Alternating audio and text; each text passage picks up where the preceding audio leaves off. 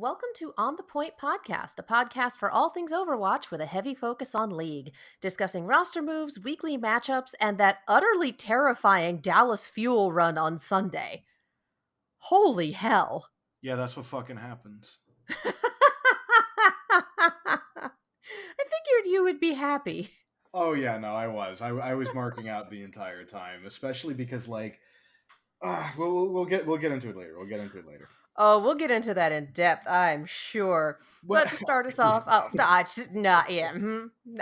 there's nothing wrong with that. You live when your team is living, man. And finally, Dallas is living. well, no, I'm just like they lived up to exactly what I talked about last week, but Well, I'm Katie. I'm the support main. I'm CJ. I'm the tech main. We have fun here. And let's talk about last week's results, both the normal matches and the play-in matches. And did we have a bunch of games last week? Like, is this particularly long, or has it just been a really long time since we've done this podcast? I think there were just less games the previous week because I remember, yeah, there were less games the previous week. So week 1 and 2 both had. I think one was closer, but like with this, we have all of the regular games and then the knockout round. So there was just more happening. It might, yeah. Yeah, Sunday was definitely longer. Well, yeah, because That makes on sense. Sunday we had six. We had 6 games total between the two regions, whereas I think last week we only had like 4 or 5. Yeah, and I think NA has been doing 2 games each Thursday, Friday, and then 3 Saturday, Sunday. That's correct.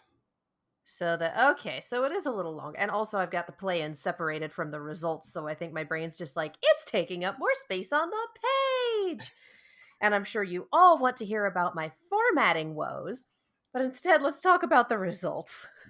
Yeah, so starting things off, the Paris Eternal went up against the Atlanta Reign, and Atlanta did in fact reign with a 3-0 victory. They looked really, really good. Like, they looked sharper, they looked more aggressive, they looked a little more decisive. The DPS kind of popped off more. Like, this is kind of the level of strength that we kind of expect from this roster on paper, and it was kind of cool to see that realized.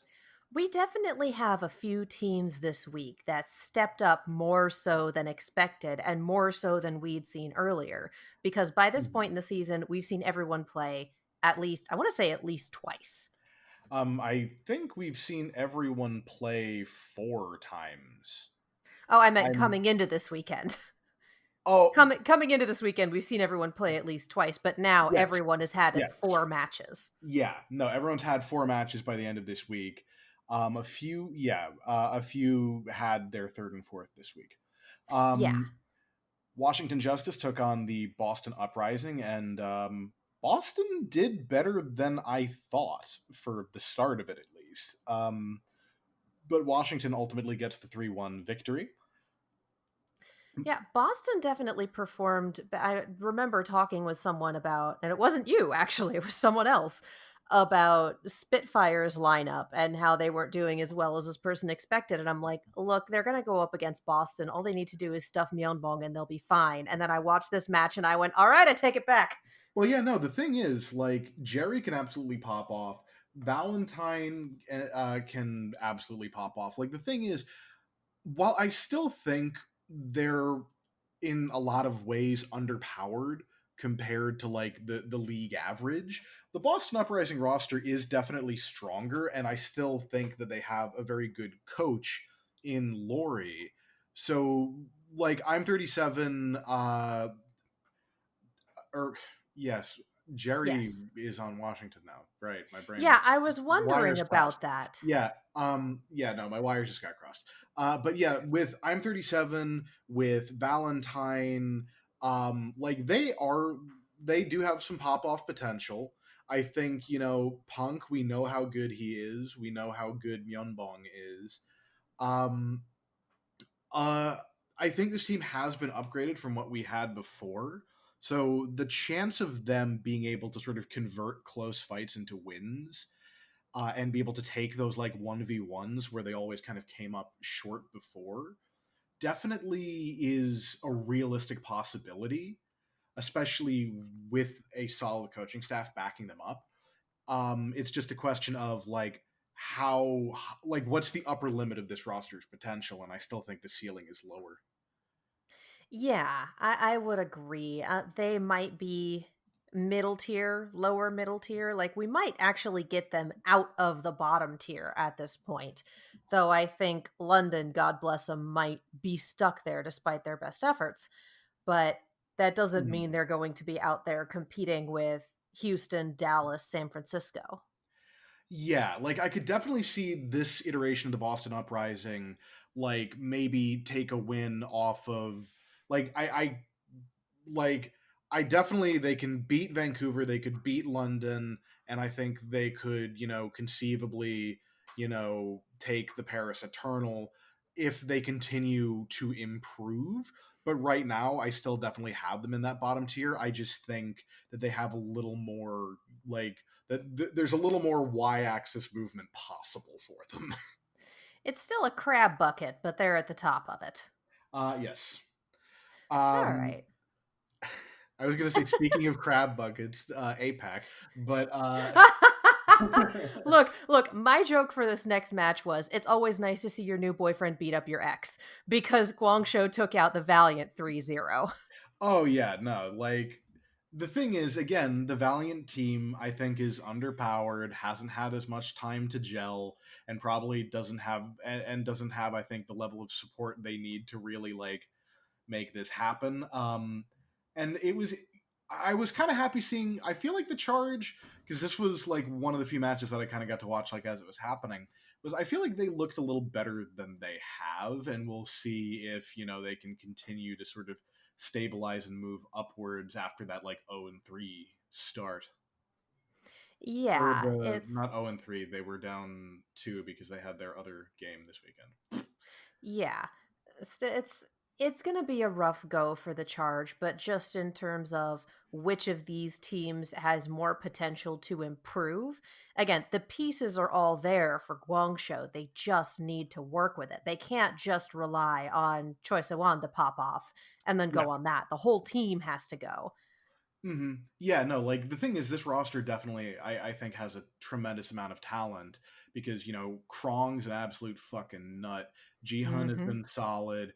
Rio, like, again, has been very solid. Like, he's consistently above average in terms of just gets shit done, even if he's not like a, guy who makes those flashy plays very frequently. Like, Kariv and Mandu, like we know how good they are. Choi Sehwan has proved himself to be an absolute like motherfucker to play against. Like this Choi Siwan roster, is a terror.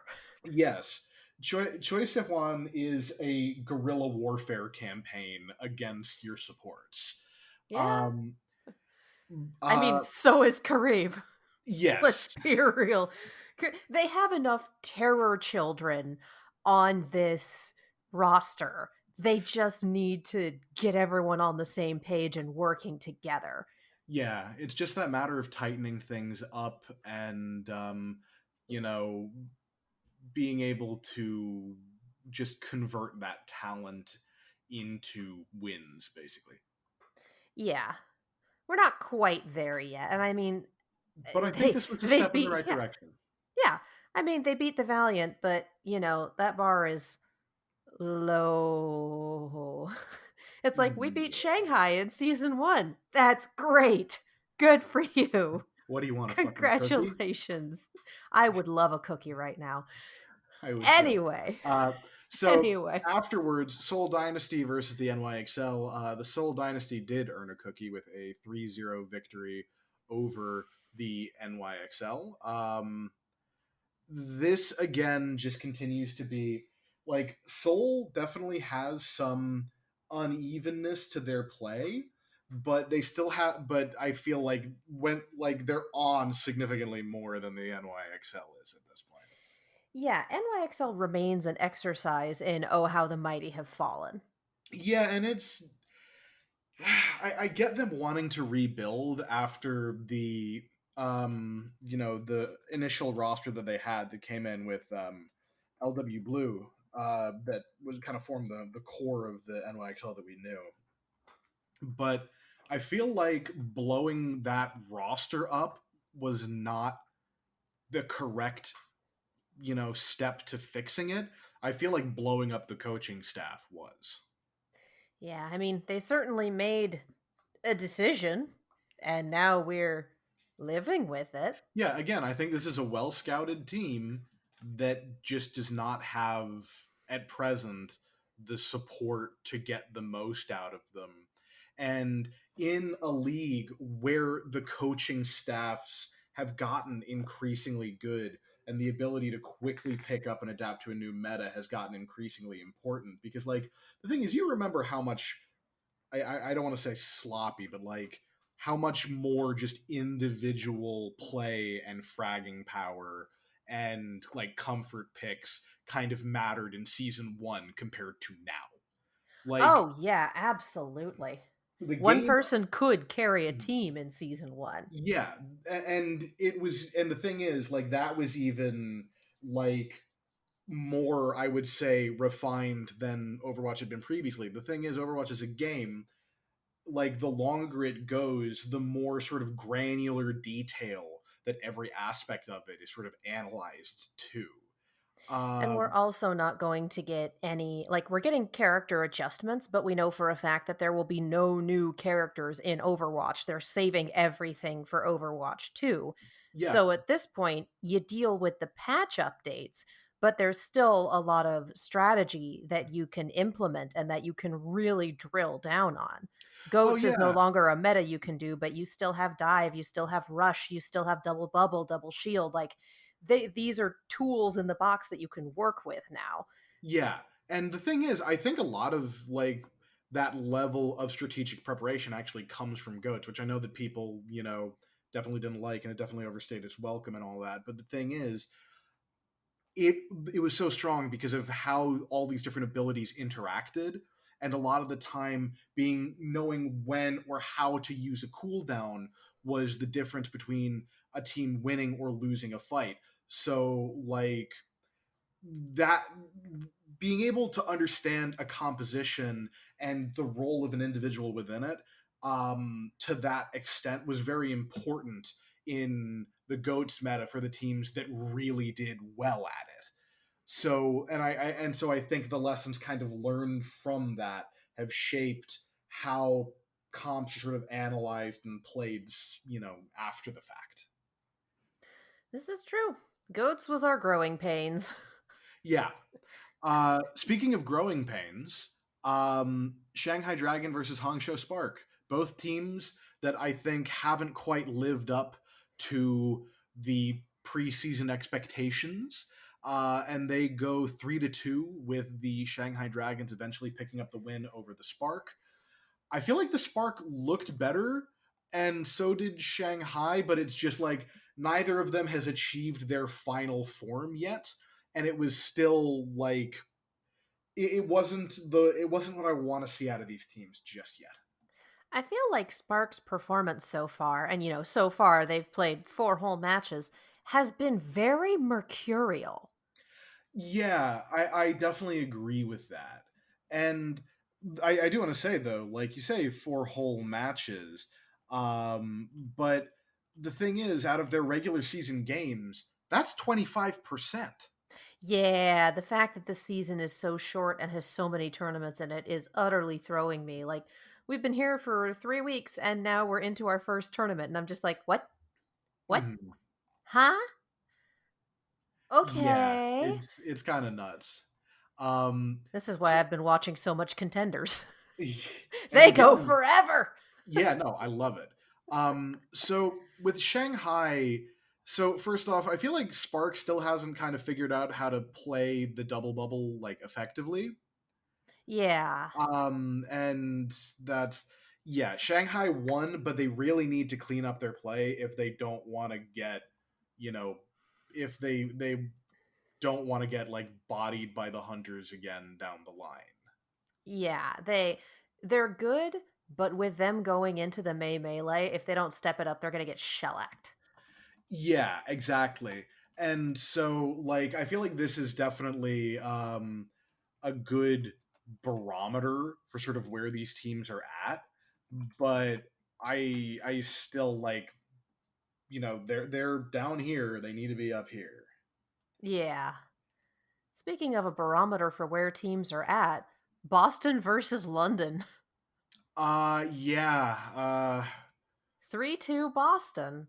I yeah. don't feel like this was quite as, like, mud wrestling trash barrel as it could have been, and again, the bar for that is season 1 Shanghai versus Florida, and last season Houston versus Boston, best of 3 going to 7 maps. Like, we've had some real bottle of the barrel blowouts, and I feel like this was not one of them. No, I don't think that it was, but this definitely I feel like this game was still absolutely a contest where like a, for a lot of it these teams were fairly closely matched.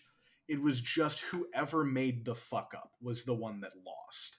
Yeah. Like they definitely I don't I wouldn't say that I was inspired by either of their performances, but it really just came down to them being in step for a lot of it, and then sometimes it was Boston's DPS just popping off. Sometimes it was the London DPS kind of waking up, but it just felt like the moment London kind of lost momentum, they'd get smashed or they'd be in position to do something and then someone would die. Like just the mistakes just kept hitting them in little moments that let them, in some positions where they looked good, just end up Yeah, getting murdered. this again with this is the battle of the bottom tier, so this is where we are. Yeah. Um. So The opposite of that. yeah, the other end of the spectrum, Shock versus Florida. Florida takes the 3-0 L at the hands of the San Francisco Shock. Florida had their moments, but they looked just a step behind every single turn that this took. Well, and this is vengeance shock. And we've talked Yeah. about this where when San Francisco loses, they turn around and go, "Oh no, you didn't." And they just utterly wreck the next people they play. And I'm not entirely certain that like it's a pattern recognition thing. And I'm sure it's like, "Oh yeah, we're going up against the San Francisco Shock," but I don't think that anyone who goes up against vengeance shock ever really prepares for that level of misplaced rage. You know? Yeah. Yeah. That it's just like every time you think that there's a just a crack in their armor, you take that Tyson right hand. Like it's just Yeah. you can never really count them out. But the thing is, like Florida definitely, I don't think they looked hopeless. It's just one of those things where basically just like I said, they were a step behind. Shock was either able to take the pace or win the 1v1s, and it wasn't like despite the 3-0, I don't think it was a complete and total like Florida just got absolutely like rolled and smoked into the nearest fucking dumpster, but it was definitely decisive. Yeah, no, Florida fought hard. Just again, this is vengeance shock. Yeah. God help you. Yeah, definitely. Up next, we have the Toronto Defiant versus the Washington Justice, and again, I feel like this was a 3-0 that like was a little bit closer than the scoreline would lead you to believe. Oh yeah, absolutely. Toronto Defiant definitely showed up. It's just Washington Justice, y'all. Again, it was that same gap between San Francisco and Florida was here between Washington and Toronto. Yeah. Um, Yeah. Moving back over to APAC, we have the Seoul Dynasty, who enjoyed a much, much, much wider gap between them and the Valiant, claiming a 3-0 win.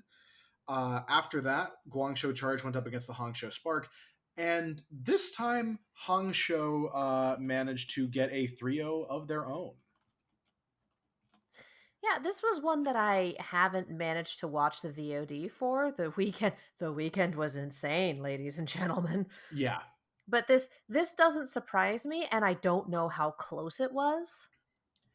Um, I haven't gotten to watch the entire game just yet, but the one of the things that I just want to say about this match is that Shy made an absolutely huge difference, and to the point that I'm like, why in the absolute fuck was Hang Shou not playing him sooner?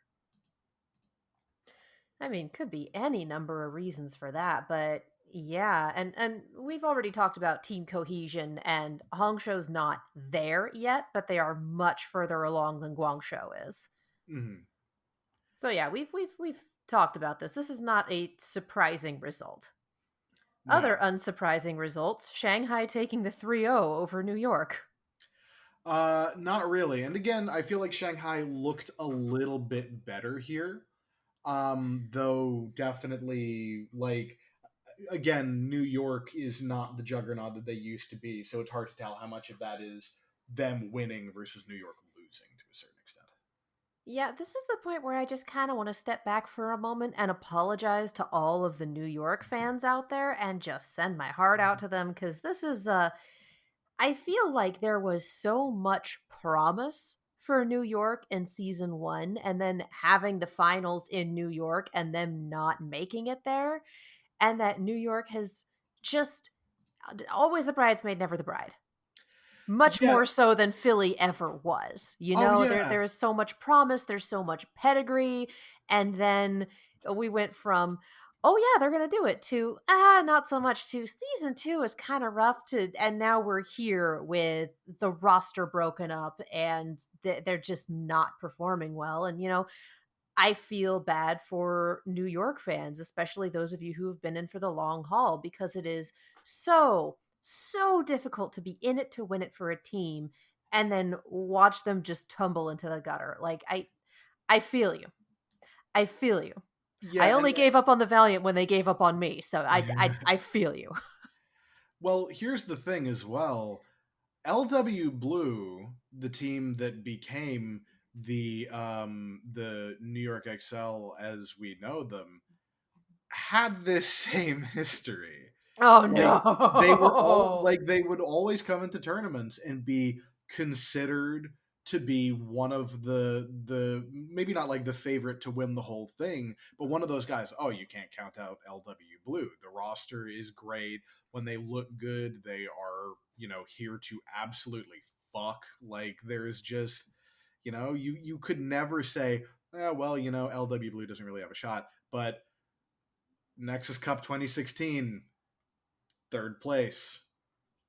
Overwatch Apex Season 2, third place. They just get knocked out in like the last. Um, they get knocked out in the semifinals and then win the bronze medal match. They're just kind of a Um, perennial third place team, except for this season where they're getting their faces kicked in, which is really rough. well, they also didn't do as well in Overwatch Apex Season 3. Though that was like part of that was just them being in a really unfortunate spot because the way that tournament worked was there were like two group stages and they smashed through the first group stage, no problem.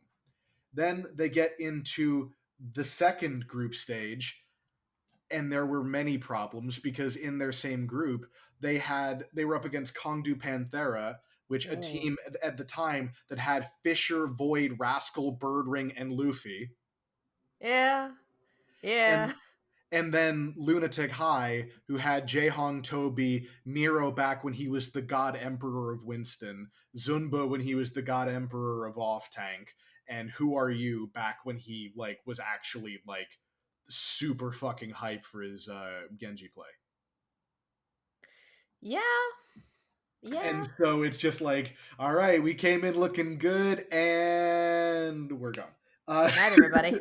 yeah, it was unfortunate.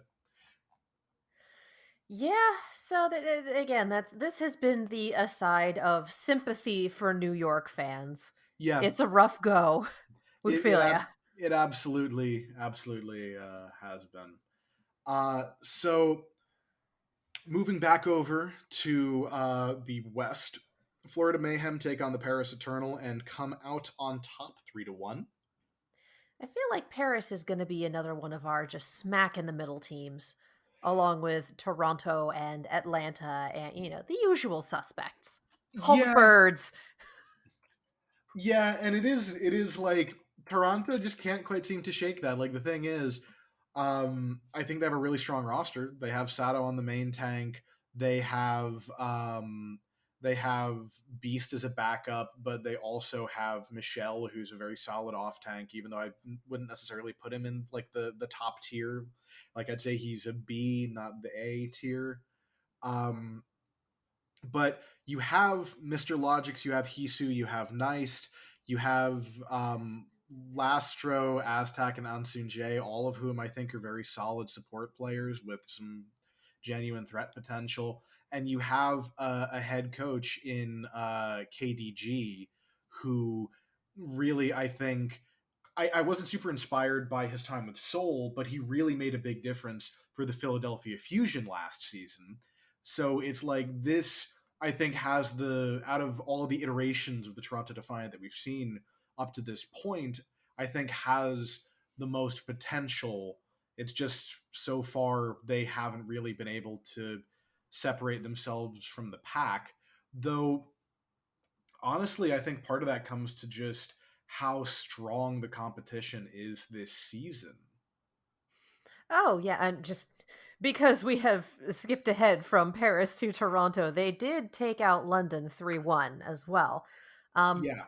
But yeah, last year we were talking about how the APAC region was absolutely cracked. And this year, I think we can make the argument that APAC has some strong contenders, but North America is terrifying. I Yeah, think we've flipped.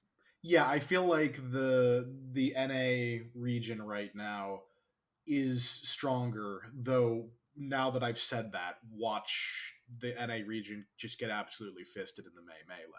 Like I mean, I have my predictions for the May Melee, but I am a Chaos Goblin at heart, so y'all know me. My predictions never make any fucking sense. yeah, Doesn't which stop me.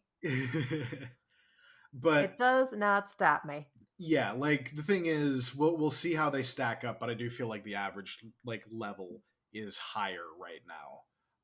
Yeah. I would say how to. I feel like the bet, like most of the best, and also most of the, and like a couple of the worst teams are in NA right now. Yeah, but then we also have some really rough. Again, you never get the lower tier teams against each other because we have this regional division, and that kind of makes Mhm. me sad because I would like to see like, all right, Guangzhou and London. Let's figure it out. Let's Yeah, let's do this. I thought you were going to say I want to see just how many people can 3-0 the Valiant. I mean, I'm gonna go with all of them, but we we've gone over the fact that I had a very bad breakup with my ex, the LA Valiant, and he hasn't learned anything, and I'm not over it. So I'm just gonna be bitchy this whole season, and it's fine. They haven't apologized to me. They haven't apologized to the fan base. They're not going to I apologize. have to They apologize to the broke up with, people who lost their jobs. yeah, god damn it. They broke up with all of us for money, so you know what? Fuck them. Anyone who breaks up with you for money was never worth the relationship in the first place. So yeah, I'm bitter. San Francisco versus Atlanta, 3-2. Not really surprising given the crazy ass rivalry that these two have. Well, I feel like it's surprising that it was that goddamn close for so much of it. Atlanta has shown up for San Francisco more than once, and I mean, Shock got their vengeance phase out on Florida, so that It's calmed down a little Well, the bit. thing is, you say that, but the vengeance phase normally isn't one match. Like, again, points to the fucking playoffs. Like, they lost to Atlanta and then didn't drop another map as they just raffle stomped the rest of the field on their way from the lower bracket. Well, the playoffs for God, that wasn't last year, that's 2 years ago. Yes, I know. Jesus Christ, what is time? But the playoffs, A flat it's a circle. different it's yes, it's a different set of stakes, I would say. Because at that point, they also couldn't afford to lose again, so it was that same passion Mhm. up the entire ladder. So, Yeah, that doesn't surprise me, and also given that they lost in a C9, like, oh my god. But yeah, this also does not surprise me because I think Atlanta steps up their game when they go up against San Francisco because this is a battle of the meme teams, mind you. yeah. I definitely do think they step up, but this was still closer than I thought. True. But then Like, we also have the performance the next day, and it's like we might need to reconsider the Shock's role in this season as compared to everyone else. yeah, and I definitely get where you're saying. I definitely get where you're coming from on that. I still again, it comes down to, in my mind, it's not just that I think the Shock are a better team than the Atlanta Reign, but they're usually much better coached. But Atlanta, again, like you say, really stepped up here. But shall we use that segue you made about the next day to just pivot right into the play-ins here? We shall. So first up, we had Shanghai versus the Philadelphia Fusion, and this one was an incredibly close game that went to 6 maps with a draw on Volskaya before the Shanghai Dragons eventually clinched it. I feel like for this one, just this is one where I was able to listen to the VOD earlier today. Mhm. I feel like this one was Philly's game to lose more than anything else. Like both teams were performing incredibly well, Yeah, but Philly ran into problems when they lost inertia. If they made an error, if Shanghai pulled out a good play, etc. Like there were a couple of places where they could have taken this, but things went wrong for them. yeah, And that's and not a slight against Philly. This is mhm. just one of those like I would have put my money on them and Shanghai pulled out. Yeah, and it's a really Pulled the through, I should say. yeah. Wrong preposition. Anyway, I just assumed you meant pulled it out instead that of too. like That yeah, too. yeah. Um, Woo! yeah, it definitely it felt like that this was more of Philly losing than the Dragons winning, especially because like if you look at the first 2 maps especially, I feel like Mono was playing super strong for the fusion, but as the series went on he just like his power diminished, and by the end the last 2 maps he was just getting dumpstered very frequently. And Yeah. like the They and did even a on that last map it was so close. Like Carpe, got the hero pick onto Lit, but Lee Jae-gon got the fucking hero res. And it was so close. Um like they should have won it on Ilios, really. The Yeah. fusion. Like Yeah. Fusion absolutely could have ended it on Ilios, but they just couldn't get that last little push they needed to win that overtime fight. I feel like Philly had kind of a reverse shock this time around. They're an orange team and they lost inertia the longer they went on. They they kind of pulled the All Might. They came in at full power, and then the time elapsed, and then. They're uh, like, "Oh, oh boy. Oh boy. Oh, yep." Young Fusion. I keep My remembering that you've only seen through season 2 of My Hero Academia. I started season 3 yesterday. I'm making my progress. It would be I'd be moving quicker if I wasn't tying it to like my workouts where it's like I'm doing my Yeah, cardio. yeah. Okay, that's when I get to watch my episode. Oh no, my point is we're going to talk about All Might later. Oh yeah, yeah. Okay. Um Speaking so of coming in strong, Chengdu versus Seoul. Chengdu rolling over Seoul with a 3-1. yeah, again, Chengdu, this iteration of them looks way more consistently good on all parts, where it's less like we're gonna come in and just throw weird bullshit at your face, and like if you can survive the weird bullshit, you win. If you are like controlled by the chaos, then we win. Let's be And real, that's been Dallas's strategy. We do something that nobody else does so nobody can practice. oh, Good fucking luck. we're gonna get to I that. know we'll get there, but you just summarized blue team as well as orange team. Well, yeah, and again, we'll get to this, but Yep. yeah, this version of the Chengdu Hunters finally seems like they are doing these strategies not because it's comfort picks, but because it is like that's partially it, but they're also 100%. They have a plan. They know how this is supposed to play together and how it's supposed to work. They are coming in, and it's still fucking chaos in a lot of places, but it is going that way not because they are just throwing shit at the wall and seeing what sticks. They are taking you like it's not like the Chengdu zone where just everyone is on crack all the time anymore. They are making a conscious decision to break your fucking mind. Like, We've stopped doing yakety sacks and moved on to Ride of the Valkyries. yeah. Yeah, that's not a bad way of putting it. So next, after Chengdu rolls over Dynasty 3-1, we go back to NA. Florida Mayhem takes a 3-0 win over the Toronto Defiant. Again, Nobody is surprised. decisive, even though Toronto didn't look completely hopeless. Yeah, because Like there this is were, us picking up our top 6 teams and yeah, going, all right, let's do this. And yeah, let's be real, we have kind of a bug nuts top 6.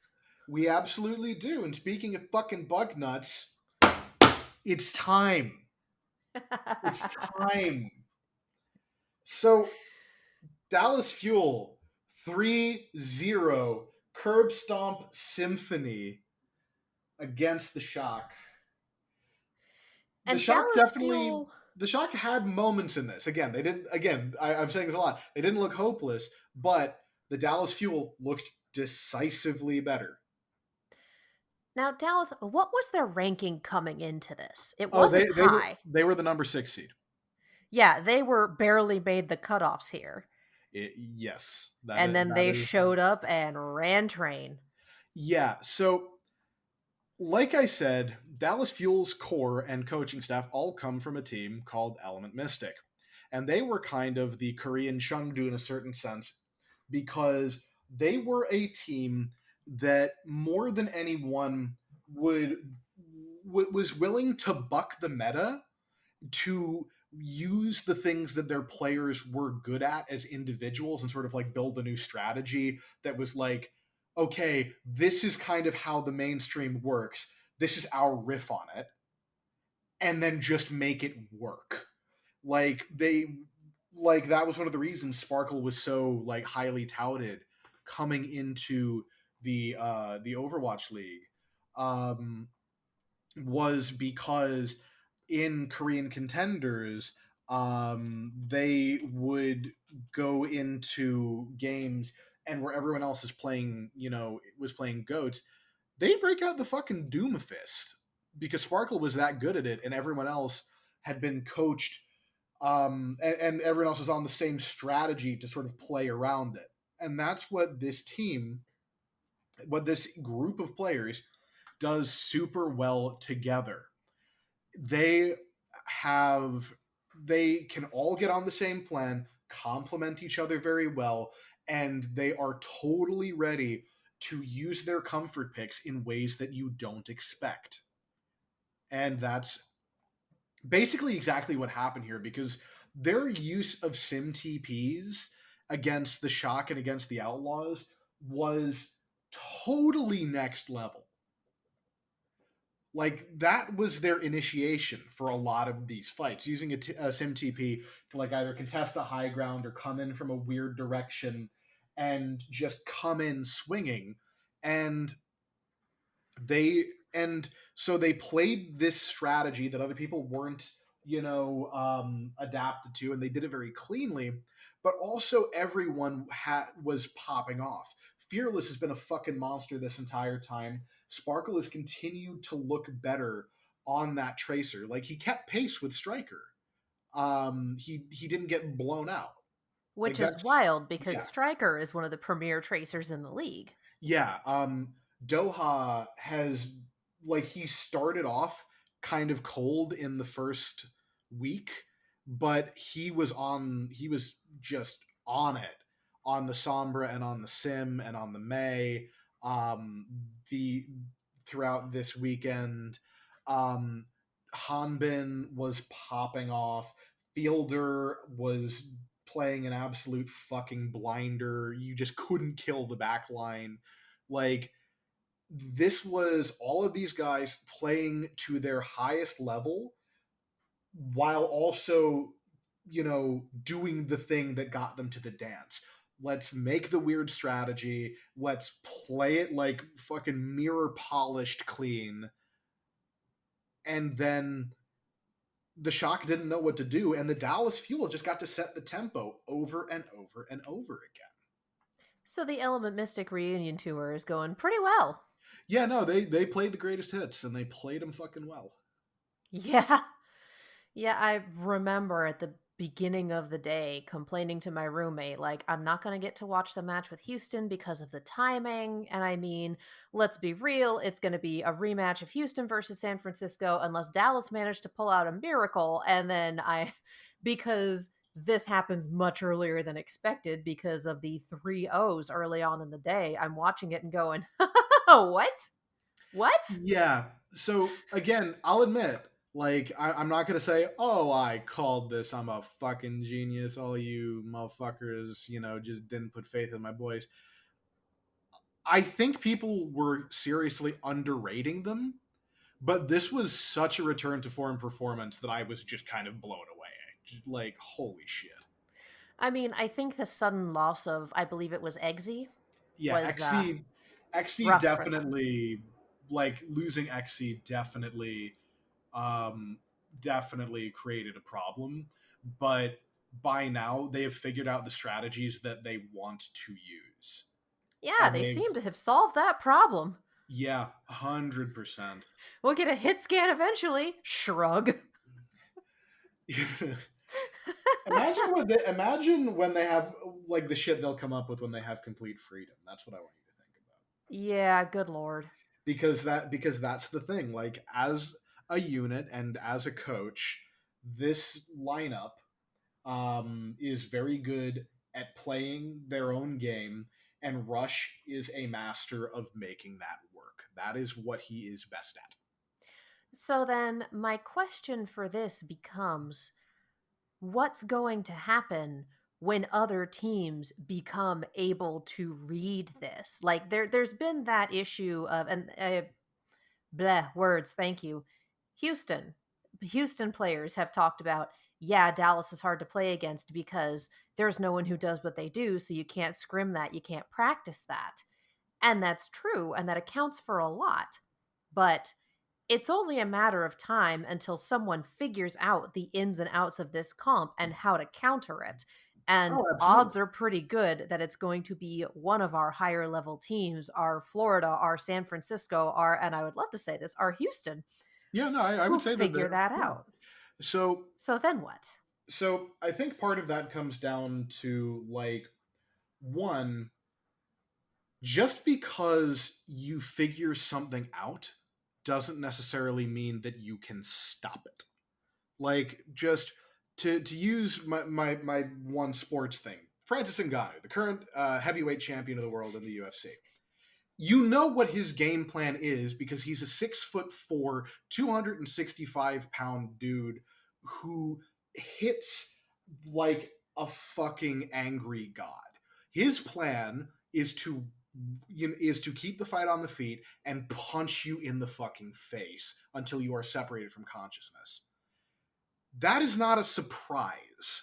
That so if so, but stopping him from doing that is an entirely more difficult thing altogether. So one, figuring it out. So I think like figuring it out is step one, and then actually coming up with a counter strategy that Dallas cannot adapt to is another. And so if you force him off that comp, then that's hard to guess. But the thing is, I feel like that a team that has that is this good at playing around each other's strengths can probably pull out more than one. Like the SimTP thing was absolutely like, you know, a dominant factor in this, but they still brought out other comps and still won maps on other comps. This is true. I The other question I have for this, Mhm. just generally speaking, are we getting hero pools back this season? I keep hearing like chatter about them, but I don't know that anyone has said anything specifically. So yes, they are going to show up, but the implementation is kind of weird because the hero pools are only going to be used for two of the tournament cycles. We will have hero pools in the June Joust and the Countdown Cup. So there will be no hero pool for May Melee, Summer Showdown, or playoffs. Heh. And on the one hand, I kind of get it. It's where it's like this will create the maximum amount of variety, and teams being forced to adapt in this way will show who is the genuine best across all things. But I'm not a fan of like changing the rules in the middle of a competition. Yeah, you'd figure they would do all yes or all no. Like it makes sense to me that they wouldn't do it for the May Melee, just to kind of just so we can see, all right, let's see 4 matches per team. Let's see what we've got going on. But Yeah. off and on is weird. Yeah, and it's not like we're hurting for variety. Yeah, yeah, I was anyway, the point I'm going for here with hero pools and Dallas is what then? Because we That have yeah, seen that's I'm where having the new hit scan I think can become very essential. So yeah, I feel like the hero pools coming into effect is where the Dallas Fuel filling that hit scan gap in their roster becomes absolutely essential. Um, I'm just remembering things last year, Philadelphia losing a match partially because Widowmaker was in the hero pool and Carpe could not switch over, pop off and save the day. yeah. Um, so yeah, I feel like having the, basically Doha is very good at DPS characters that have a lot of like utility to their kit rather than just raw fragging power. Yeah. It's He is at his best on things like the May, the Sombra, the Sim. Um, but at the same time, Sparkle has sort of branched out a bit, and we know what a crazy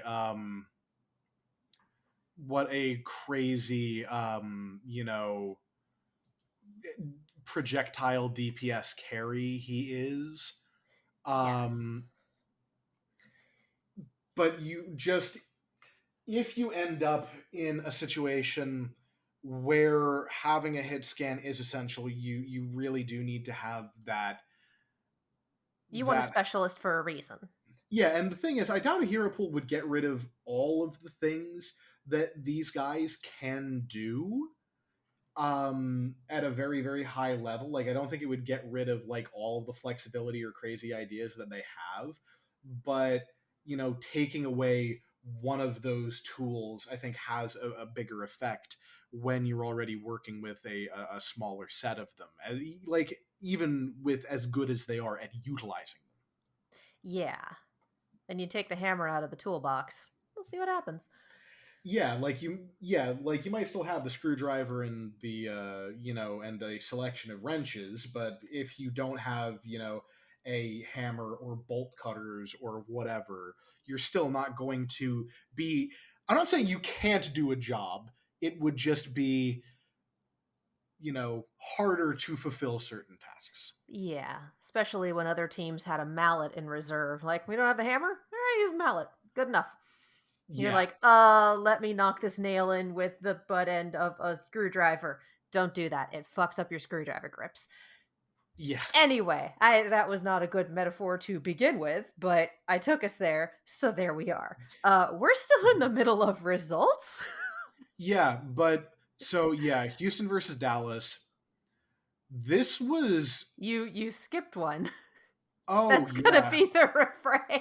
Yeah, we definitely want to talk about Dallas, so Yeah, it's I not was really a still I surprise was that still Florida talking 3 about 1. Dallas, Yeah. but Florida versus Washington, as you say, not a huge surprise that Florida gets the 3-1 win.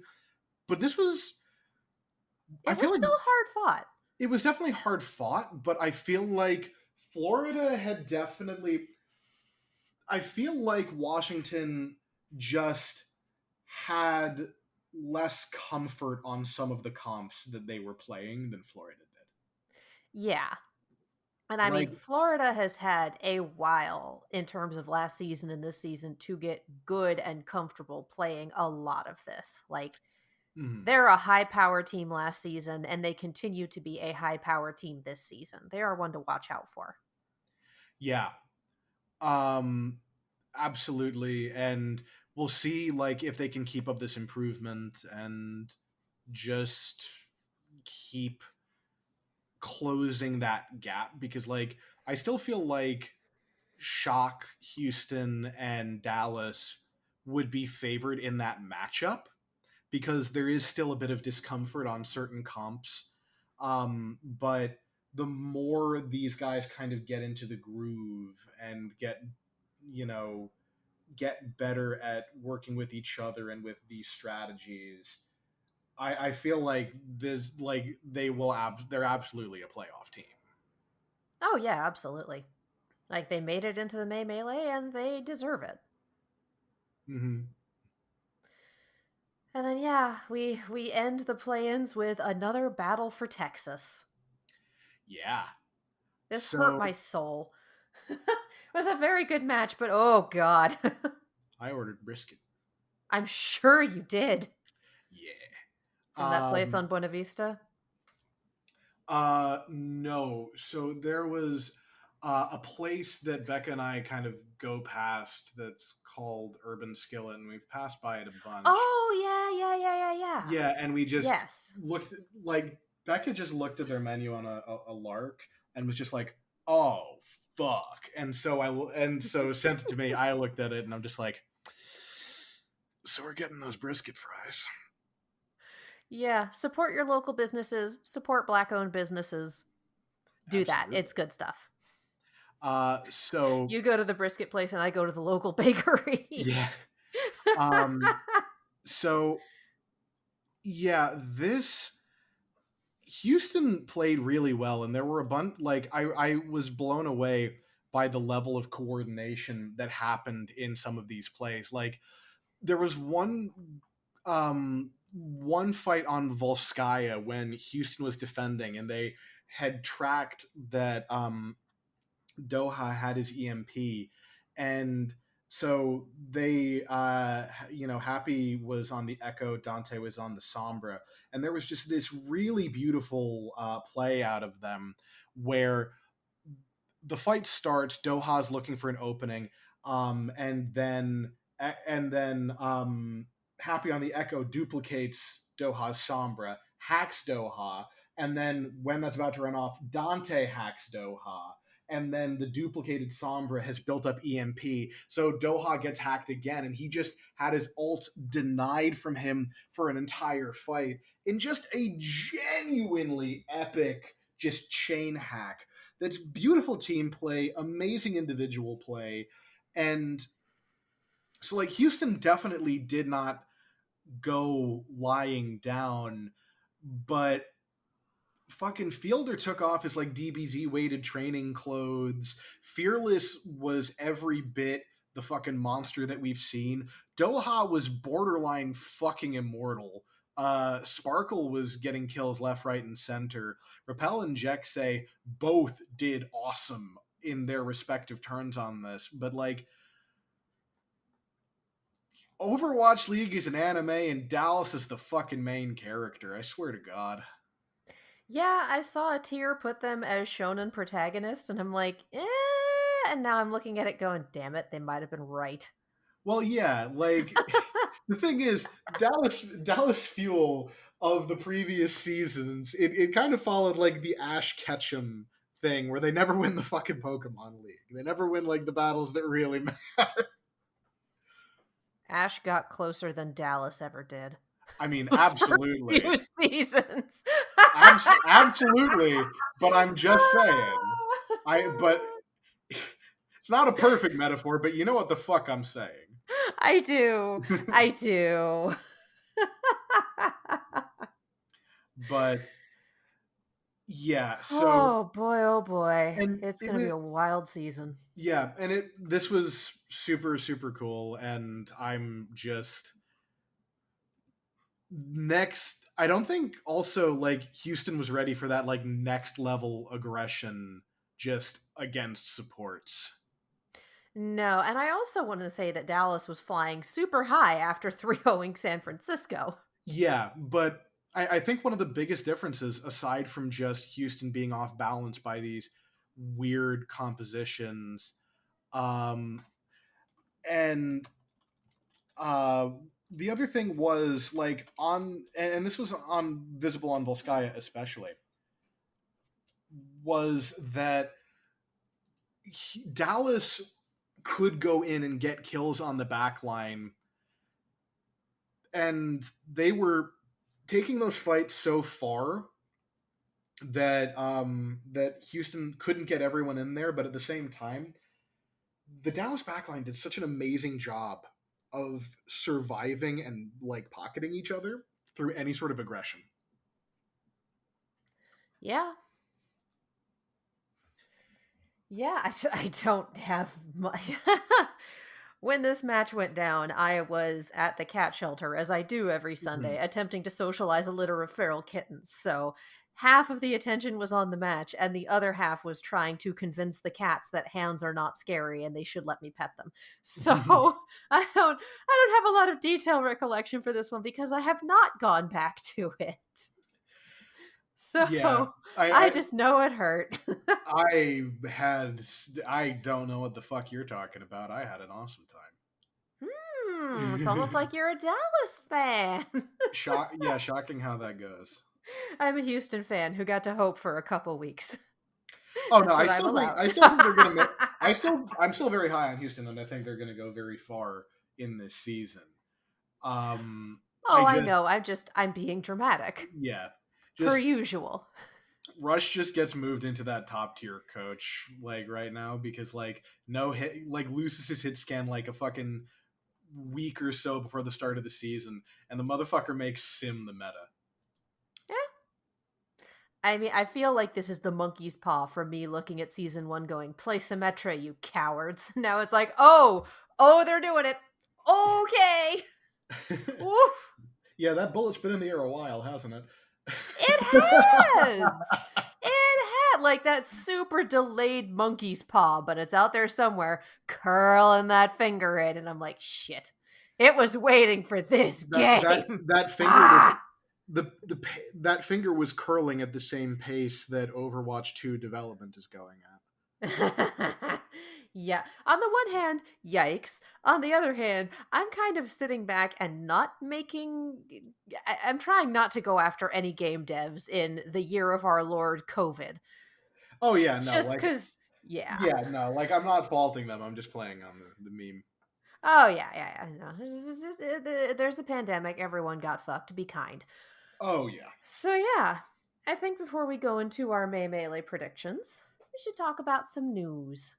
Absolutely, we should. So, Contenders EU and Contenders NA both had their finals this week. Yeah, Contenders EU, we had New Kings beating out Shoes Money Crew for 4-1. And then Contenders North America, American Tornado pulls themselves out of the losers bracket by rage and rage alone and takes out Dark Mode 4-0 in the finals. Yeah, American Tornado has been incredibly scary, like for the past little while, and They were better last season, and then they were getting knocked around more than expected this season. It's why they were in the losers oh, for bracket. sure, they definitely weren't as strong. Like they weren't like fucking untouchable the way that they were throughout like 2020 Contenders NA, but Yeah. they were still very close to the top at any given time. Yeah, to be completely honest, I was pulling for dark mode and I was pulling for Odyssey in the losers. There's just Yeah. something about him that's appealing. What's No, I appealing get about that. dark mode is that they have Gig as a tank for starters. Yes. I'm biased, but Well, yeah, this I'm also, if memory serves, um, Dark Mode also has a coach that you're a fan of, unless I'm forgetting, unless they're no longer with the team. Um, but they, I'm oh not no, that good at details. not anymore. So basically, up until recently, Muma was one of their coaches, Yeah. and then also McGravy coached for them for a while as well. Yeah, Actually, and only left like a couple weeks ago. yeah, I think Gravy's doing a little more for I'm still in his Discord server, so I get all the announcements. Doing Mhm. more content creation, side by side streams and VOD reviews, etc. He's still doing content for, I believe, San Francisco. That I didn't know that he was like with a team officially at this point as a content creator. Yeah, I believe, and now I have to pull this up and look because I could have sworn that San Francisco maybe it was that they picked up Imong. But I could have sworn that Gravy was doing content creation for the shock. Well, Emong is Shock and has been for like 4 months at this point. Yeah. Yeah, I thought Gravy was too for some reason. I Da-da-da-da-da. if that's the case, I missed that news.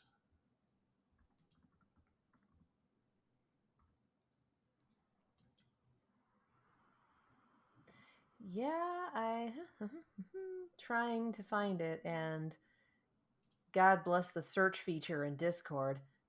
It's not good. It's it's It's really not good.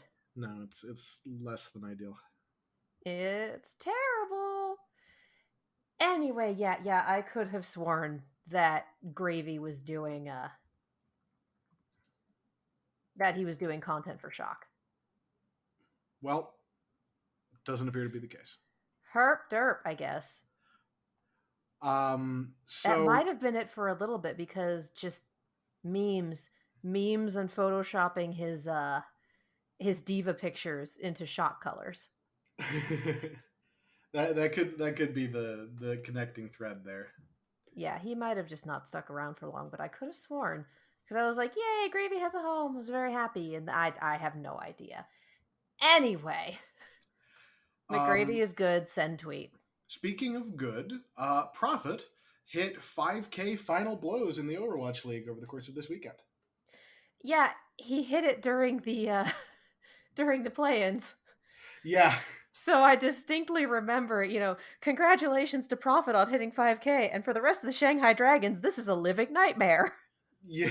Like, I don't remember who was casting that. I think it was ZP and Doa, but that was amazing. that sounds like a ZP line. Yeah, and it's honestly, it's so nice to have Doa back and not have to worry about Monty. And I am not Although shy about the fact that I am not a fan of Monte Cristo as a person, and I thought that his caster personality of being an ass because it's fun was not great. Not a fan. yeah, So no, I, like the heel persona has always been Monty's thing, and that's definitely not a thing that everyone enjoys. yeah. So Also, glad I to see Doa back, though. Also, I think it was probably for the rest of the Soul Dynasty because if it happened during it happened during the play-ins or the knockout round, and Soul was taking on Chengdu, and Soul is the team that Prophet is on. It wasn't Profit then because it was a Shanghai player. I don't think any Shanghai players hit 5K this weekend.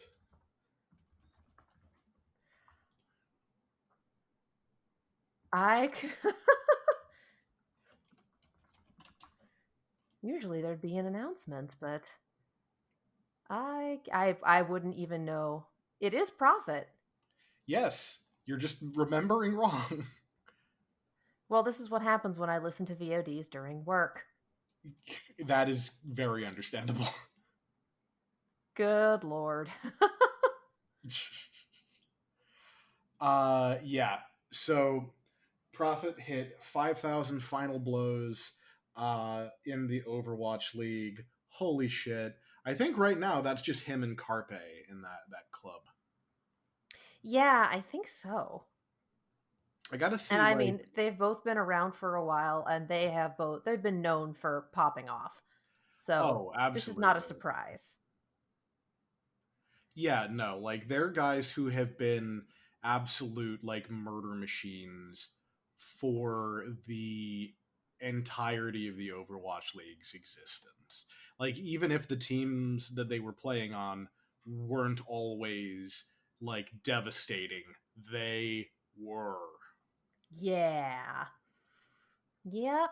Again, we go back to in season one very good player could carry a team. Mhm. Yep. And there's no good segue for this, but we do need to talk about what's going on with Saebyeolbe. Yeah. Yeah, Yeah. there's some rough stuff. Saebyeolbe on one of his streams was, talking as you do, and he mentioned Hong Kong and he mentioned Taiwan. And I don't have the exact details as to what he said, but there was an apology demanded because China doesn't like it when you talk about Hong Um Kong and I yeah, can I can give you got it? you some details on that. So basically, Saebyeolbe discussing this on his stream. Let me find the quote here. Um, Because to my understanding, in broader strokes, he talked about it. He was asked for an apology, and he, said, "Yeah, apologized, etc." But in his apology, made a comment about my manager said that if I want to make money here, I have to be a Chinese dog, which was like, oh boy, yeah, basically the I'm still looking for the exact quote, but what he had what he had said was that he had the things that he said, and I don't know the exact order because I'm still trying to find it all, but basically he had said that he supported a independence for Hong Kong and Taiwan, um, and that he had um, and that he had Oh, yeah, yeah, here it is. I can't call Taiwan Taiwan. Taiwan is not a separate country. Hong Kong is also not a country. I can't say that. I can't say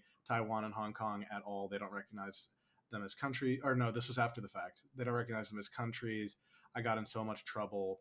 Yeah, so basically he objected to the one China policy on his Do You stream, and referred to Taiwan and Hong Kong as separate countries, sort of voiced his desire, basically voiced sort of support for them, um, and had said that his managers had told him that if you wanted to earn Chinese money, then you need to be a dog of the Chinese. Is Yeah. basically the quote. Yeah, I'm still trying to Yeah. find the exact like course of events, but Yeah. And long story short, like there has been an apology issued, but long story short, Shanghai, Guangzhou, and Hangzhou have all boycotted him as a player, which means that they will not be playing in any match in which he appears. Well, Shanghai sort of clarified the extent of their boycott. Um, they said they won't. Um, they said they won't scrim against them, acknowledge him in any interviews or anything. Um, and I don't know if they're going to. I think that they're pretty much not going to play in matches if Seoul tries to field him. Which basically means that essentially for half the APAC teams, Seoul won't be able to field Saebyeolbe. Yes. Because let's be real, the league will not appreciate them if Seoul does want to go this way. The league will not appreciate them wanting to call that bluff and having a match end immediately because of a forfeiture or a refusal of a team to play. Like, league wants the money that comes from the streaming, the ad space, the airtime. They're not going to allow a forfeiture like that. Yeah, this is just one of those. This is a situation where,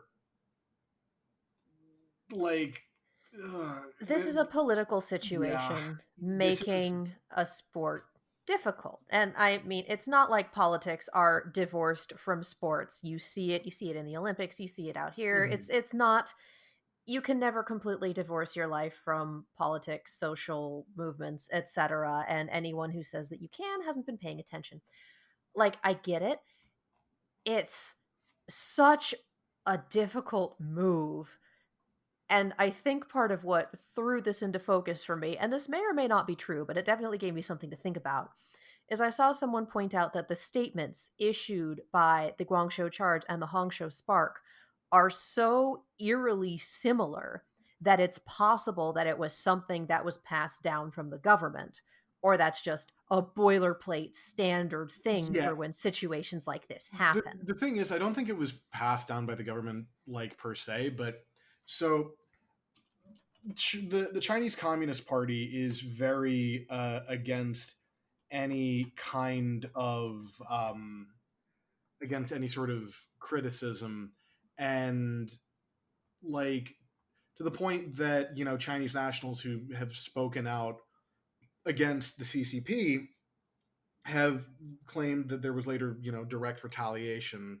against people that against their families or friends. And there's the Chinese Communist Party does not really take kindly to any sort of criticism. And in this sort of situation, when that happens, you are expected as a patriotic Chinese citizen to basically, say, no, fuck that noise. I'm not, putting up with someone bad mouthing, my country. Like that sort of behavior is what is expected of them to do. Yeah. So this And they like whether or not they 100% agree with that sentiment, and I'm sure some of them do, and I'm sure that some of them don't. Like, I can't, I don't have any knowledge of their, personal political beliefs as individuals, but you know, this is something that, whether or not they fully support that in their heart of hearts, they probably felt that they had to do. Yeah, you still need to toe the line. Yeah, especially in a country where there is a social credit score where you can, like, if you are deemed untrustworthy, like, you could you could be denied loans, or not permitted, or be disallowed to travel by air or by rail, or lose the ability to get into like prestigious schools. Yeah, and it makes me think that Blizzard is not going to do too much getting involved because we've seen before that Blizzard has to make nice with China if they want to continue doing business there. Hmm. Yeah, it's, well, the thing is, Blizzard I don't think is going to do anything that would directly contradict sort of Chinese policy, because that business is such a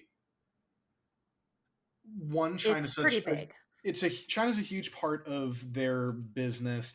Tencent is a big partner. Like, a quarter of the Overwatch League is Chinese. Like, there's just such a, you can't really You do have that to play without, nice with China. yeah, without a severe negative effect. And like, the thing is, I'm not justifying that behavior.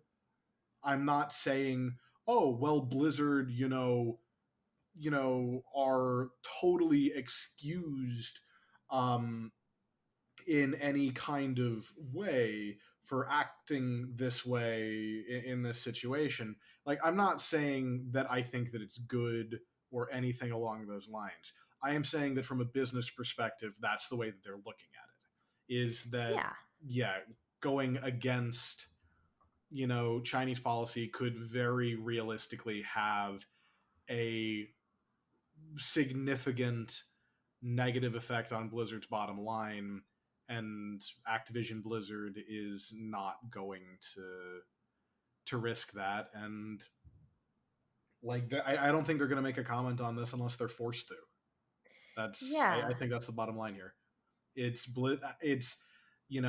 Saebyeolbe, like, the boycott will last however long it lasts. We will see, and I really hope that this isn't the end of his career, because he's a fucking, I think that, he's been a genuinely really positive voice in the Overwatch community for a really long time. And he's someone who also was, like, for a lot of people in the Korean scene or in the West, like, he was one of those guys that if you came in during like the Apex days or the early days of the Overwatch League, you saw him play and you were like, oh shit, like, this is one of the fucking guys. I want to fucking watch this guy and learn how he does what he does. Yeah, it would be awful for that to happen. Let's be real. And being censored for having opinions and for trying to support people is fucking awful. Completely agreed. Completely. There's Like, also only I so much you can do. yeah, like, And China has, because they're playing in or around China, because China is 3 out of 8 of the teams, 4 depending on where the Valiant are, and the Valiant haven't said boo about this one way or another, so God knows how that works. But they have a lot more power over this particular situation than they should. yeah, it's one of those things that, like, I feel like, Saebyeolbe is not a Chinese player or on a Chinese team, and so having him be beholden to, like, the, like, it just feels wrong to me to for someone to get like muzzled in that way. especially when they really don't have like he's not. I can't like this is one of those things that I can't even like find the words to say. I think it's really fucked up that like that this is what's happening to this guy for voicing his support of this. And like on the one hand, if he had been warned about this, he really should have known better than to say it in like a public format on a Chinese platform where like tons of Chinese fans could see it. And like it was a bad decision on his part, but at the same time, like this is fucked up. This is not Yeah. a thing that the fact that he says this and pretty much like if unless he is forgiven as an Overwatch League player, like he either has to play in NA or not have a career in the Overwatch League if he isn't forgiven. That's like the bottom line for him, and that's a Awful. really really fucked up thing. All right, NA teams, someone pick up Saebyeolbe. You've seen what he can do. Let's go. He shouldn't have to leave Seoul. This should not be happening. But goddamn, if that's what it takes. Yeah, so this situation is just fucked. Thanks, China. Yeah, the Sabiel B has been such a good guy for so long, and this is like, He's not just a good player, he's good people. yeah, This is wife meta Saebyeolbe. This is holding hands Saebyeolbe. yeah. I just it, it's like fucking unjust Yeah, is just what it comes down to. Like he should be allowed to express what opinions he wants, um, without like obviously, you know, there are certain things there are certain things that I think are genuinely harmful and like should have repercussions, but this is supporting Hong Kong is not one of them. yeah, I really don't think that it is. And I think that, you know, a guy who is a foreign national getting completely deplatformed for going against the government policy of a country that he does not live in, that he's not a citizen of, that he does not represent or play for in any way, shape, or form is fucked. Yeah, and it's absolutely again the, in terms of our APAC teams, Chinese teams are a disproportionate amount of that. It's 3 out of 8, Well, and I I'm not blaming the teams. This is a government. This is a management. This is a bad situation for everyone. Just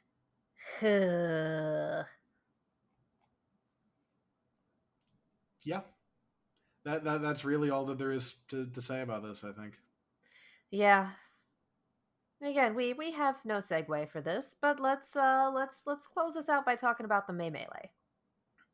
Yeah, let's get into the May Melee. Let's talk about some fun shit, and then yeah, let's move on. So the May Melee, the way that the tournament is set up is we'll have the four teams.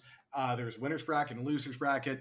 The you know whoever loses the first two matches will go down into the losers bracket, and anyone that gets knocked down, you know, it's your typical double elimination tournament bracket.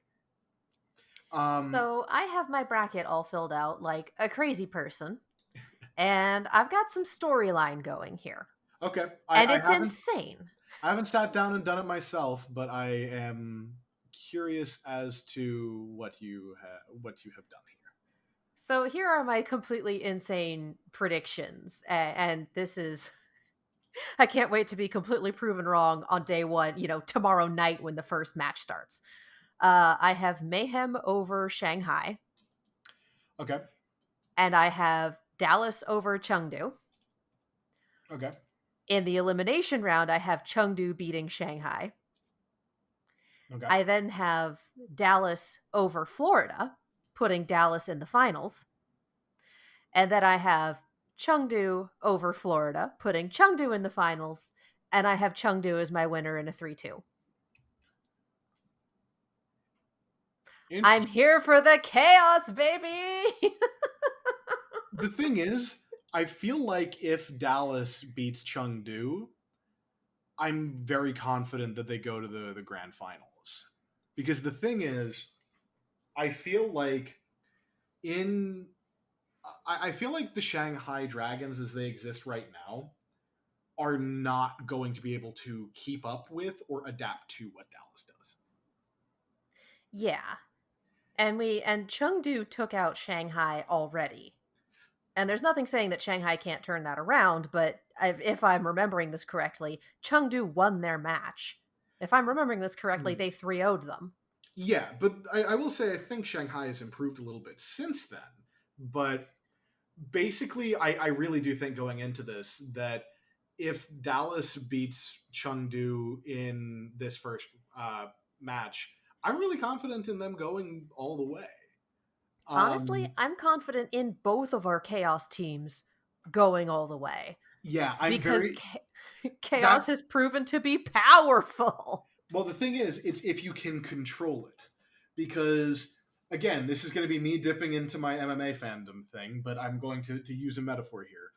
There is an MMA fighter by the name of Justin Gaethje, and I I'm going to tell you his credentials, and then I'm going to tell you what he does in a fight.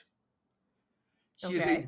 Justin Gaethje is before anything else, he is a wrestler.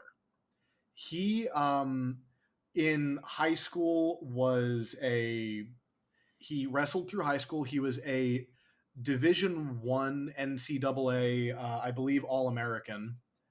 Um, and yeah, he was a Division 1 NCAA All American. So you would think going into a fight that his strategy would be grappling based. However, out of the 22 wins that he has in MMA, 19 are by fucking knockout via punches or kicks.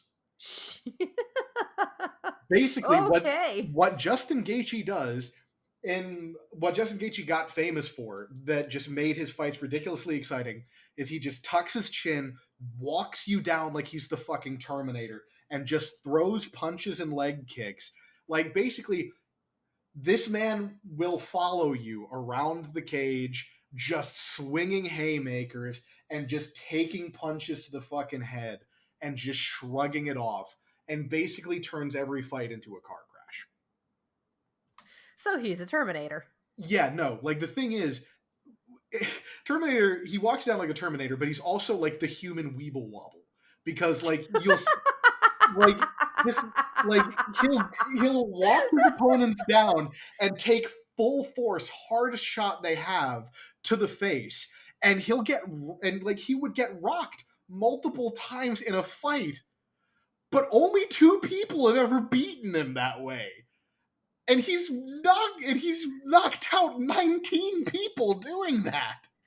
I would like you to know that the human Weeble Wobble is one of the contenders for a title of this episode. Yeah, so basically, Got a few. yeah, he just pushes you into a box and like makes you panic. He turns fights into pure fucking chaos. But the thing is, that has a problem if the guys you're up against can stand up to it. He went into the UFC 18-0 or 17-0 and won his first fight via knockout despite getting rocked multiple times because he's a fucking Terminator. But he would then lose his next two fights in a row by getting knocked out because Eddie Alvarez and Dustin Poirier could keep up with that and didn't crumble under the pressure. But he learned to rein in that chaos, to take a few less risks while still keeping that forward punishing pressure and just delivering really hard hits.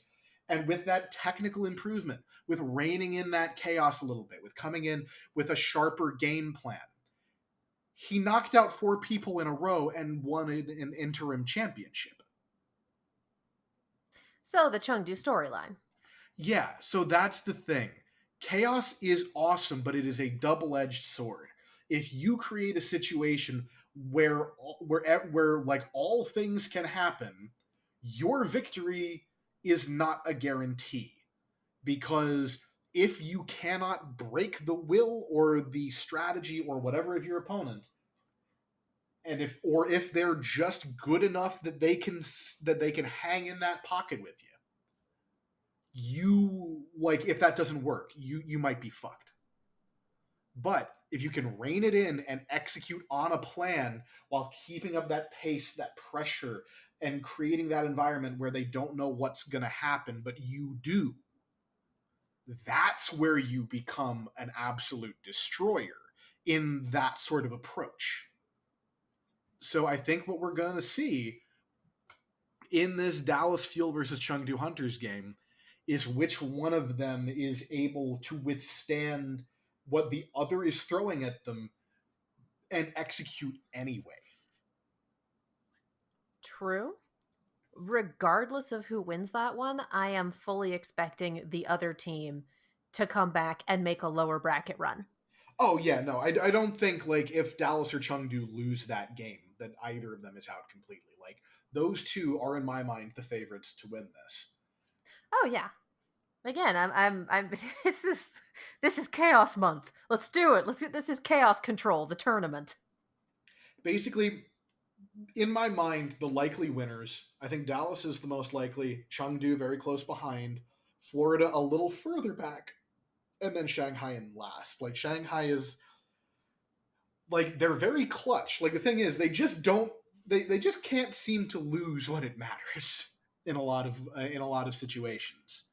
I'm wondering how your predictions would change had Philadelphia pulled through. I'll take That that as your answer. that definitely does change things. Like, the thing is, I don't know who I pick between Florida and Shanghai, because the thing is, Philly may have choked in that Shanghai game, but their average level of performance, I think, has been much higher than Shanghai's in this, stage. Oh, absolutely. Um, Basically, I think Florida Mayhem is going to beat Shanghai, and I think Dallas is probably going to 3-1 or 3-2 very narrowly Chengdu Hunters, and it's going to get fucking wild. Oh yeah. And then from there, I think Dallas and Florida go up. Florida develops a counter strat or two, but I don't think in my head, I don't think that it works fully. Dallas advances to the grand finals. Florida goes down to Chengdu, and that's the one that I don't really know which way it goes, though I lean more towards Chengdu. Fair. Fair. But yeah, you're we've each picked a different chaos team to win the whole thing.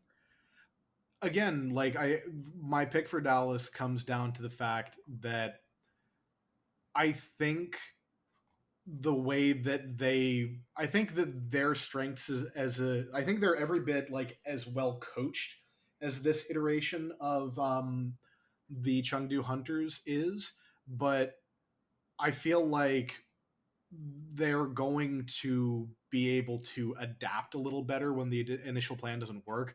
And I feel like Doha's Sombra makes running the sort of ball compositions that Chengdu likes. And they can definitely run other things, of course. Like, they've proven that at this point.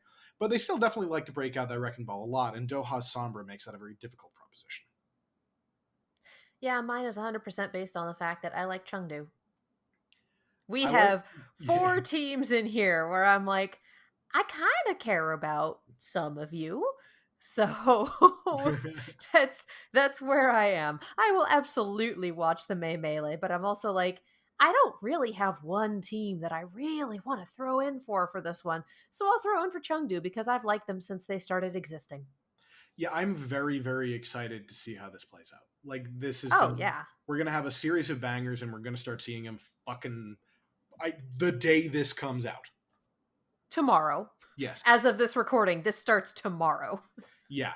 And I am just absolutely ready for some absolute blinders. Oh yeah, it's gonna be bug nuts. It should be fun. Yeah, I'm very excited to see this because I think we're going to get really, really high level play, and we're going to see some to steal Johnny Carson's bit, some wild stuff. Yeah, I can't wait. I'm so excited. I can't wait for the memes of everyone burning their brackets because I'm sure that's gonna happen too. Oh yeah, like the thing is, I'm absolutely sure that things are gonna go fucking like crazy very, very quickly. Oh yeah, it's going to be chaos, and let's be real, when it's I hesitate to call this low stakes, but in terms of just the world at large, a sporting match is lower stakes. When it's low stakes chaos, it's fun to watch. Oh, absolutely.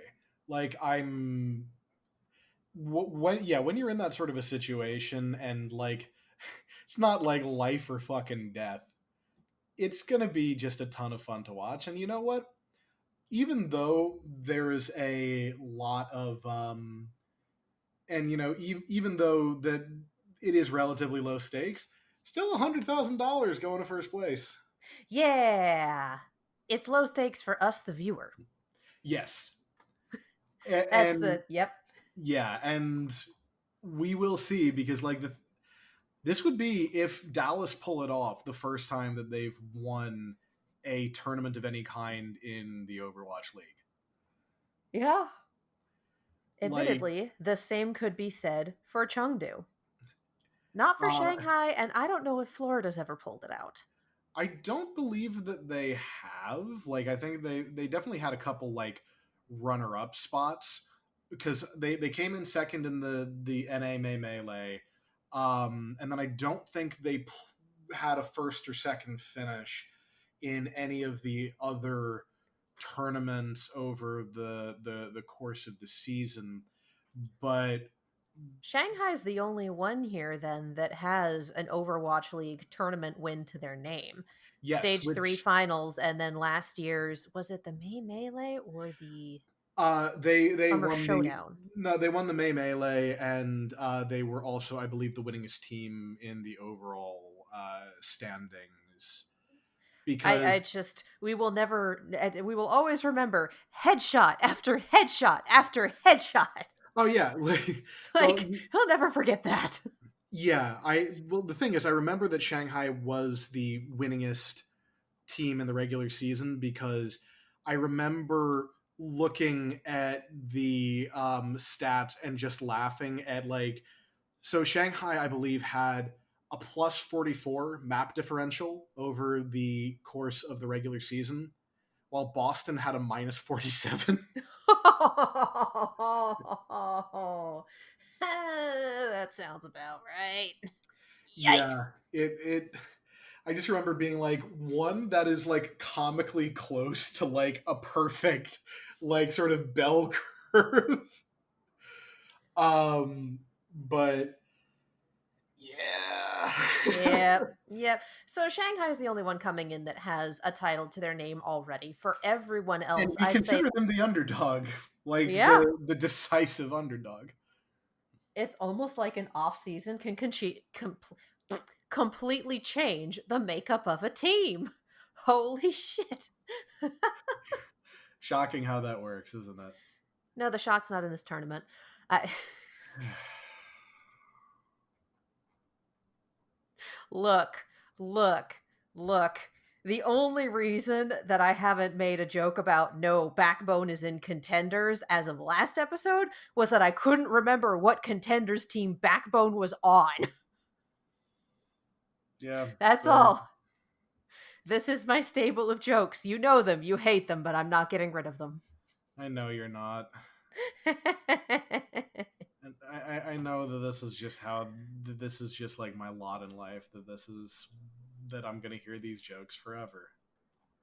Well, that's what you get for having a receptive audience for your Element Mystic reunion tour explanation. Yeah, but I have Becca here, and she roots for the Dallas Fuel. Like, I don't. I can. I know. I know. I'm being a shit. You know that. Yeah, I know. I know. This is how this I podcast yeah, I works. am responding in kind. See, this is like I love how this season they have for the caster pair, they have play by play and they have color. So you know who's who. Obviously, you're the play by play and I'm the color. Yeah, That's which how is this like works. when I've done casting in the past, I have also been the play-by-play guy, so only backing that up further. This does not surprise me. No, because like you've heard how fast I can talk. Yep. Um, although on Anyway, that same terrible joke, I don't think Hiley is in the Overwatch League anymore, is he? I don't think he is. I have to come up with other puns. That's not going to stop me, but No, I it's not going to. do. And you'll notice that I have like actively tried to avoid using that turn of phrase. Yeah, well, I mean, sometimes you got to bury him. Yeah, pretty much. Sometimes sometimes you just need to adapt to your situation. You know, I feel like that's a fitting way to end this. Yeah. Cause that's kind of where we are for this tournament. Somewhere between chaos control and adapt or die. I'm sorry, just the way you led into that, my brain just went to like X-Men First Class, like the point between anger and serenity. Like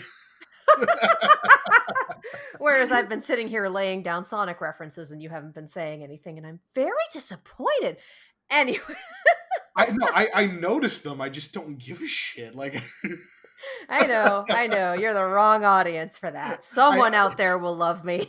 I played Sonic games. I used to read the shit out of those comics, the fucking and watch the Sat AM cartoon show. But you know, Oh, the comics are still going. They're incredible. oh yeah, no, I just haven't read them in fucking years at this point. Yeah, they had a this was very well done but extremely unfortunate. They had kind of a They zombie got virus thing going on, except it was metal. So they had a metal virus thing going on when Corona hit. oh that timing So bug, right? yeah, and you know this is something they've been planning this for a while, but it was one of those like, oh, we're in the middle of this and it's high stakes and it's actually really upsetting. Oh, and now there's an actual pandemic. Oh, oh, buddy. Oh, the annual for that year was incredible and also hurt my heart. They're very good. People out here like, I didn't come here to hear you talk about Sonic comics, and I'm here to tell you they're very good. You should read them. If you don't like us going on fucking tangents, why are you listening to this? See, we talk about Overwatch League, and then we give you a well-rounded education in things like MMA and Sonic and whatever the hell else we're into at the time, and you just gotta deal with it. Like We're not giving you time scope. We're not giving you time code a skips. You're in it conver- to win it. a conversation between us is just like the Charlie Kelly Pepe Sylvia board of just like I have a very good picture in front of one of those because yes. D&D Live was fucking worth it. Anyway, let's come back to topic and let's sign out. CJ, where can the people find you? At the underscore rage underscore nerd on Twitter. And again, don't have any updates on the things that I mentioned last time, but could be a month or two before anything really shakes out. Big things hopefully going to be happening in the near future. And when they happen, I will talk about them here. So keep an ear out, everyone. And I'm Katie. You can follow me all over the social medias as well as on YouTube and Twitch at Kiaxet. That is Kiaxet. I am also on another podcast called Rooster Team Radio where we talk about all things Rooster Team animation. We've recently completed a huge 4-episode recap and in-depth Q&A on the most recent volume of RWBY, and let's be real, Four it needed parts. 4 episodes. Oh yeah, 4 parts at about 2 hours apiece. Admittedly, we have 4 hosts, so it's not just me going off. Yeah.